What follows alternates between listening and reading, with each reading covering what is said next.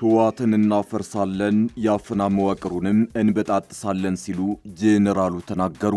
ታዋቂው የእንግሊዝ ሚዲያ ህወሓትን ለመገልበጥ ስለሚንቀሳቀሰው የሐራ መሬት ኃይል ከባድ መረጃን ይዞ ወጥቷል።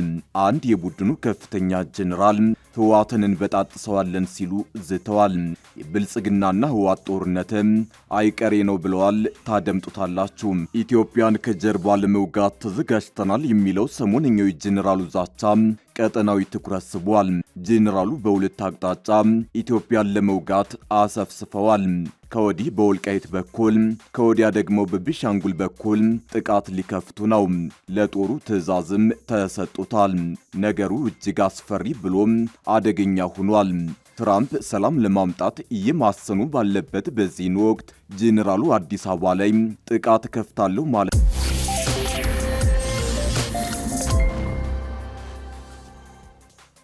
ታላችሁ። ኢሳያስ ወሰኑ። በቀኝ ሲሉ ነቅለው መውጣታቸውን ይፋ አድርገዋል። የሻዕቢያው አለቃ ከህብረቱ መውጣታቸውን የተመለከተ ደብዳቤ ለዶክተር ወርቅነህ ገበየሁ አስገብተዋል። ትሰሙታላችሁ። አደገኛ ተብለው የተለዩ 9 ኢትዮጵያውያን ወንጀለኞች በአሜሪካ በቁጥጥር ስር ዋሉ። ኢትዮጵያውያኑ አደገኛ ወንጀለኞች ተብለው መያዛቸው ተሰምቷል። ትራምፕም እርምጃ እንዲወሰድ አዘዋል። በዝርዝር እነግራችኋለን። አክብሮታዊ ሰላምታችን በያላችሁበት የዓለም ዳርቻ የረሳችሁ የተወደዳችሁ አንድ አፍታ ሚዲያ ቤተሰቦች ከአንድ አፍታ ለአሁኑ መደመጥ አለባቸው ያልናቸውን ዜናዎች ወደ እናንተ የምናደርስበት ሰዓት ላይ ተገኝተናል። አብራችሁን ትቆዩ ዘንድ ግብዣችን ነው።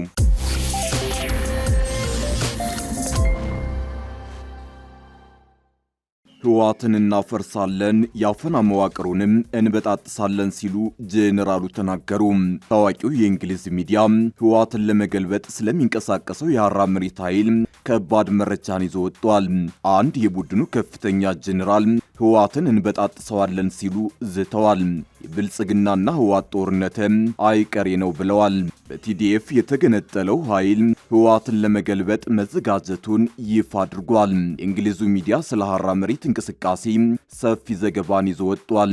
በቅርቡ መቀሌን እንቆጣጠራለን ሲልም አስጠንቅቋል። ህዝባዊ ወያኔ ሓርነት ትግራይ ህወሓትን ከስልጣን ለማውረድ የሚንቀሳቀሱት የትግራይ የሰላም ኃይሎች ቲፒኤልኤፍ የተመለከተ ዘጋቢ ፊልም በትናንትናው ዕለት በዩናይትድ ኪንግደም ወይም እንግሊዝ ውስጥ በቴሌቪዥን ተሰራጭቷል። ወደ ኢትዮጵያ ተጉዞ በአፋርና በትግራይ ወሰን አካባቢዎች የሚንቀሳቀሱትን የትግራይ የሰላም ኃይሎች በማነጋገር በቪዲዮ የተደገፈ ዘገባ ያቀረበው ጀማል ኦስማን ታጣቂዎቹ ህወሓትን ለማስወገድ በዝግጅት ላይ መሆናቸውን አመላክቷል። የትግራይ የሰላም ኃይሎች የተጨቆናችሁ ሁሉ ኑ ተቀላቀሉን በሚል የሚያቀርቡትን በዘፈን የታጀበ ጥሪ በማህበራዊ ሚዲያ አጋርቷል። በዩናይትድ ኪንግደም የሚገኙ ኢትዮጵያውያንና ሌሎችም ትናንት ከምሽቱ 1 ሰዓት የትግራይ የሰላም ኃይሎችን እንቅስቃሴ የተመለከተ ዘጋቢ ፊልም በቻናል 4 ቴሌቪዥን ጣቢያ ተላልፏል። ከትግራይ ሰላም ኃይሎች ወይም ሐራ መሬት ታጣቂዎች አመራር አንዱ የሆኑት ሜጀር ጀነራል ዘውዱ ኪሮስ በእንግሊዝ በሚተላለፈው ቻናል 4 ሚዲያ ላይ ከባድ ንግግር አድርገዋል።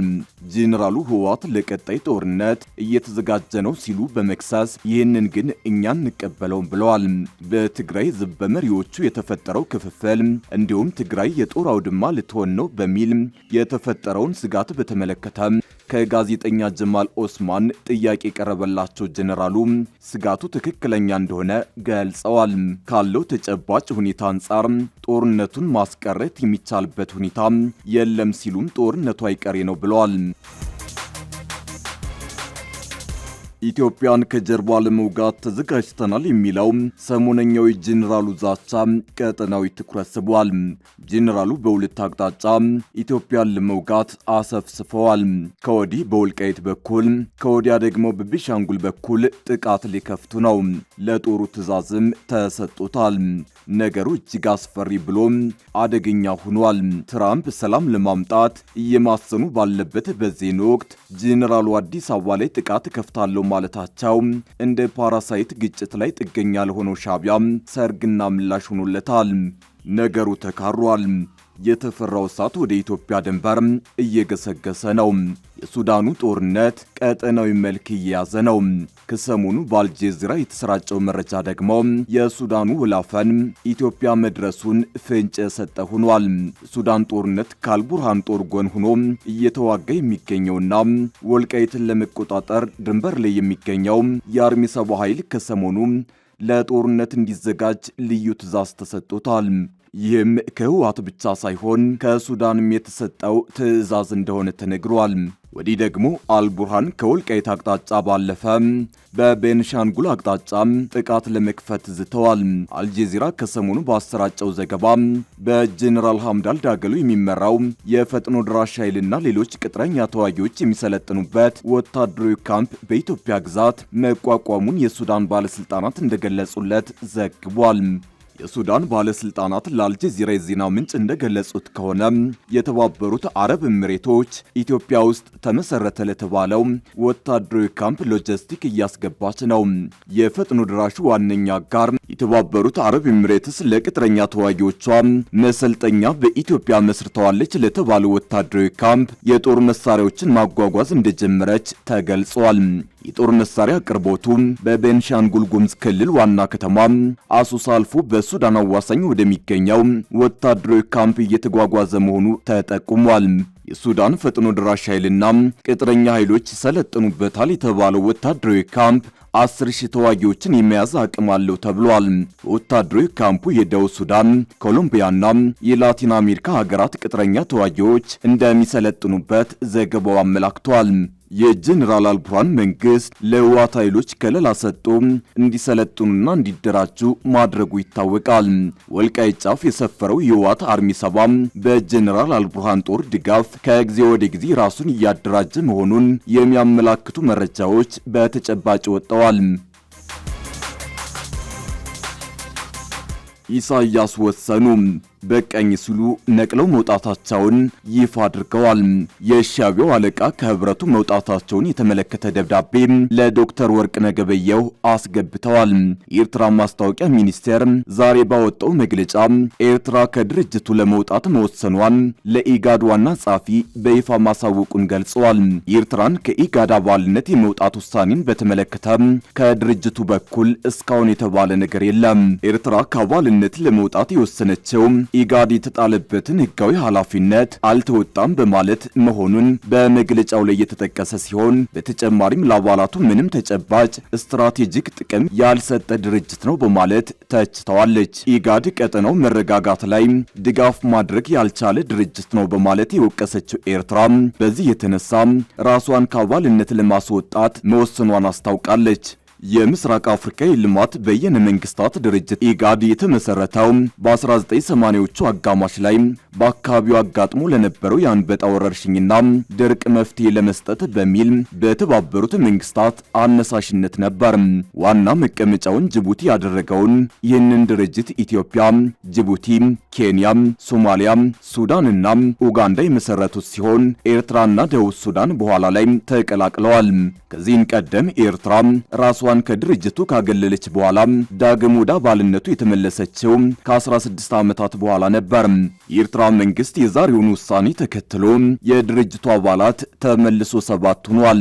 የኤርትራ መንግስት ከአባልነቱ መውጣቱን ባሳወቀበት መግለጫው ላይ ኢጋድ በአውሮፓውያኑ 1993 መልሶ ሲዋቀር ኤርትራ ወሳኝ ሚና መጫወቷን አስታውሷል። ከዚያም በኋላ ከሌሎች አባል ሀገራት ጋር በመተባበር ለለውጡና ለውጤታማነቱ መስራቱን ያስታውሳል። መግለጫው ይህም ለቀጠናው ሰላምና መረጋጋት ዋና አንቀሳቃሽ ሆኖ እንዲያገለግል በማድረግ ለክልላዊ ኢኮኖሚያዊ ውህደት መሰረት ጥሏል ብሏል።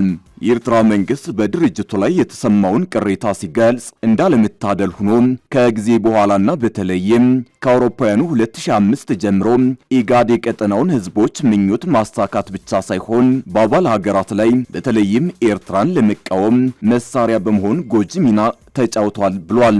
ኤርትራ ከኢትዮጵያ ጋር ደም አፋሳሽ ጦርነት ካደረገች በኋላ በሶማሊያ ውስጥ የሚንቀሳቀሱ ቡድኖችን በህገወጥ መንገድ ታስታጥቃለች በሚል ክስ ማዕቀብ በተጣለበት ጊዜ ኢጋድን ስትወቅስ ነበር። እነዚህ ያልተገባ ድርጊቶች ኤርትራ እንደ አውሮፓውያን አቆጣጠር በሚያዝያ 2007 አባልነቷን እንድታቋርጥ ምክንያት መሆኑን በመግለጫው ላይ ተጠቅሷል። ለዓመታት ያህል ከኢትዮጵያ ጋር የቆየችበትን ፍጥጫ ጠቅላይ ሚኒስትር አብይ አህመድ በኢትዮጵያ ወደ ስልጣን መምጣታቸውን ተከትሎ ወደ ኢጋድ ተመልሳ የነበረ ሲሆን ተጥሎባት የነበረ ማዕቀብ ተነስቶላት ነበር። ኤርትራ እንደ አውሮፓውያን አቆጣጠር በሰኔ 2023 ወደ ኢጋድ አባልነቷ ዳግም መመለሷን ያስታወሰው መግለጫው ድርጅቱ ኤርትራ ታድሶ እንዲያደርግ ያቀረበችውን ጥሪ ተቀብሎ ያለፉትን ተግባራቱን እንደሚያስተካከል ተስፋ አድርጋ እንደነበረም ጠቅሷል።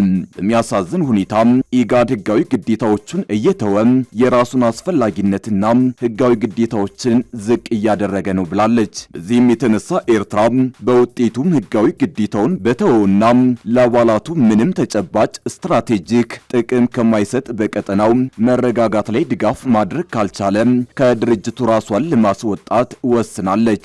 ይህ ቀጠናዊ ድርጅት የአካባቢው ሀገራት ትብብር ላይ የተመሰረተ ፖለቲካዊ መረጋጋትና የምጣኔ ሀብት እድገት እንዲገኝ የሚሰራ ነው።